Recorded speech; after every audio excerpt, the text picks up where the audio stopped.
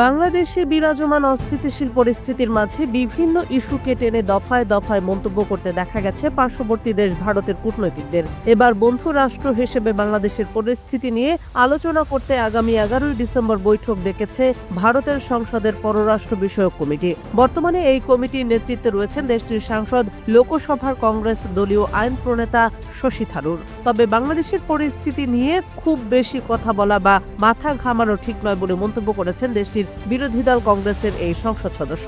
আবার রাষ্ট্রদ্রোহের মামলায় চিন্ময় কৃষ্ণ দাসকে গ্রেপ্তার করার বিষয়ে উদ্বেগ জানালেও এই ইস্যুতে বেশি উচ্চবাচ্য করতে রাজি নন শশী থারুর। এ বিষয়ে ভারতীয় বার্তা সংস্থা ANI এর সঙ্গে আলাপকালে শশী বলেছেন, ভারত সরকার যদি এ বিষয়ে কথা বলতে চান তাহলে ভারতের পররাষ্ট্রমন্ত্রী S জয়শঙ্করের সংসদে কথা বলা উচিত। আমরা বাংলাদেশের পরিস্থিতি সম্পর্কে জানতে বৈঠক ডেকেছি, তবে হ্যাঁ, বাংলাদেশে যা ঘটছে আমরা তা নিয়ে উদ্বিগ্ন। সব সংখ্যালঘুর নিজ দেশে গণতান্ত্রিক অধিকার পাওয়া উচিত।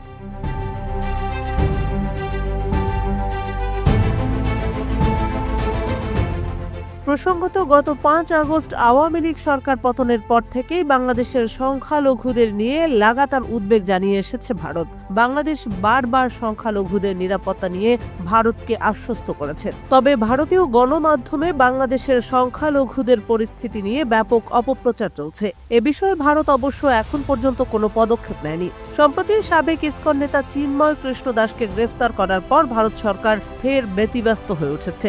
এর প্রেক্ষিতেই এই মন্তব্য করেছেন কংগ্রেস দলীয় সংসদ সদস্য শশী থারুর। এদিকে দেশটির বিরোধী দলীয় সংসদ সদস্য শশী থারুর বাংলাদেশ পরিস্থিতি নিয়ে খুব বেশি কথা বলা ঠিক হবে না বলে মন্তব্য করলেও ভারতের সংসদে পরপর দুদিন অর্থাৎ বৃহস্পতি এবং শুক্রবার বাংলাদেশ নিয়ে আলোচনা হয়েছে।